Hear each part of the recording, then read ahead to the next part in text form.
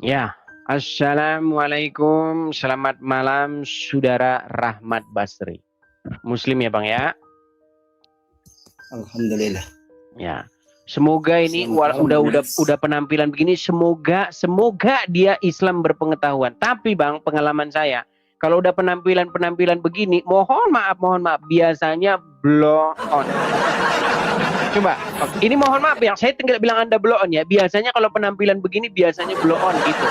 Di channel saya begitu biasanya. Semoga Anda tidak. Semoga. Begini Bang, dari tadi kita ini membahas tentang janji keselamatan. Ya, bahwasanya Tuhan melalui keturunan Abraham itu akan memberikan keselamatan kepada umat manusia. Nah, ternyata kalau kita baca Taurat dan Al-Quran, Ibrahim atau Abraham itu punya anak Ismail dan Ishak. Nah, tetapi Tuhan berfirman melalui Ishak dan keturunannya. Makanya Ishak punya anak Yakub.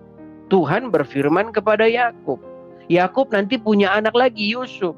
Nanti terus lagi sampai Musa, Idris, Ilyas, Daud, semua, Sulaiman dan seterusnya, Zakaria, Isa, semua nabi-nabi keturunan Ishak. Dan Tuhan berfirman melalui mereka. Nah, janji keselamatan itu berasal dari yang garis keturunan Ishak. Nah, Al-Quran berkata bahwa Quran meneruskan kitab yang terdahulu. Dia tidak membantah kitab yang terdahulu. Makanya di dalam Quran pun selalu yang disebutkan keturunan Ishak. Ishak punya anak Yakub. Yakub punya anak Yusuf. Nanti seterusnya juga sama. Waktu saya baca Al-Quran dan juga membaca Taurat, ternyata semua kitab tersebut tidak pernah menyebutkan ada keturunan Ismail yang jadi nabi. Celakanya, orang-orang Islam terutama para ulamanya mengarang kitab baru namanya Sirah Nabawiyah, kitab karangan tahun 1920. Dikarang oleh mereka bahwasanya Ibrahim atau Abraham punya anak namanya Ishak. Dari Ishak itu ada nabi namanya Muhammad. Ini sungguh fitnah yang keji. Nah, sekarang pertanyaan saya kepada Anda. Tolong Bang, sebutkan satu keturunan Ismail yang menjadi nabi di dalam Quran. Siapa namanya? Silakan. Kalau ada, saya lompat dari mana? Silakan. Selamat malam Bang Yadis. Selamat malam. Sekarang saya mau langsung jawab ya. Kalau dalam Islam itu keturunan dari Ismail adalah baginda Rasulullah Muhammad SAW. Ayatnya, silakan. Ayatnya. Kalau dalam Al-Quran itu bukanlah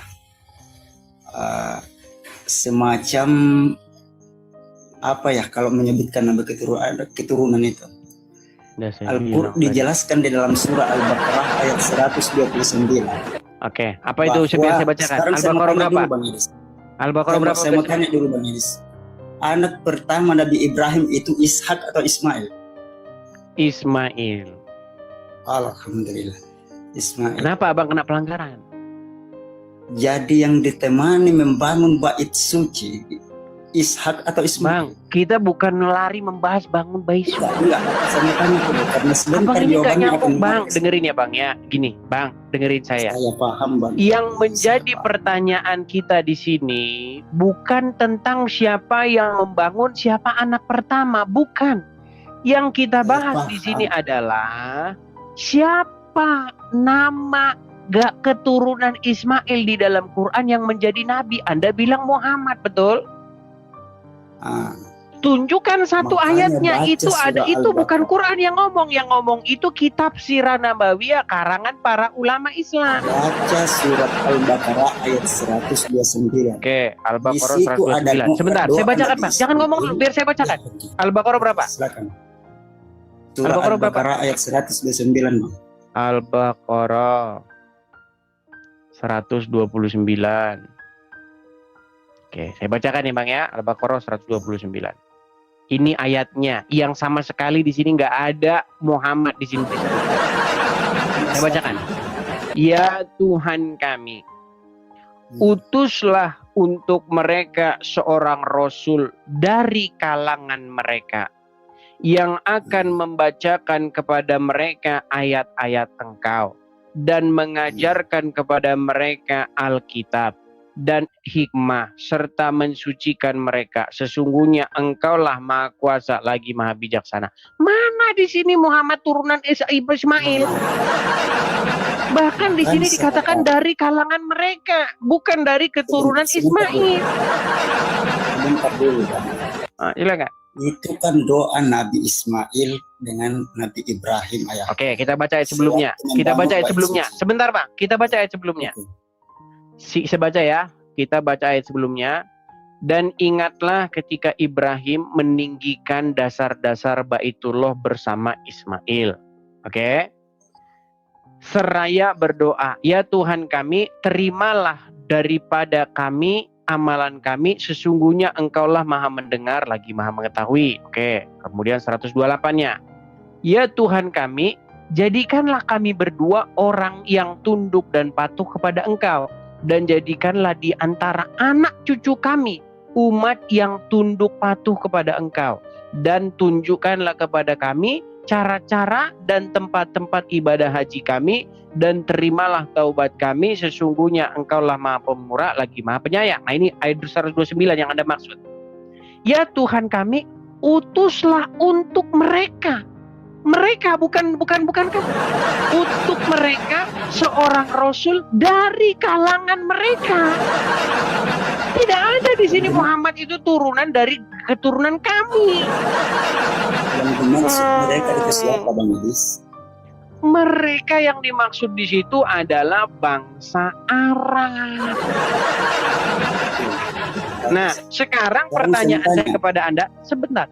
Ada nggak disebutkan di sini bahwasanya Muhammad turunan Ismail? Ayat itu merujuk kepada keturunan Ismail. Kalau itu asumsi liar. Nah, kalau asumsi liar, ya buat ditemani Ibrahim pada waktu ayat itu siapa? yang secara Ishak apa spesifik Ismail? menyebut bahwasanya Ismail punya keturunan, ada nggak? Yang ditemani Ibrahim waktu itu Ishak apa Ismail? Ishak belum lahir, Bang Gadis. Yang ditanya apa? Yang ditemani Ishak apa Ismail? Gini. Biar Anda nyambung dengan omongan saya. Bang Edis, Kita di sini bukan berbicara siapa yang menemani Ibrahim. Bukan bicara, lari dia, saudara-saudara.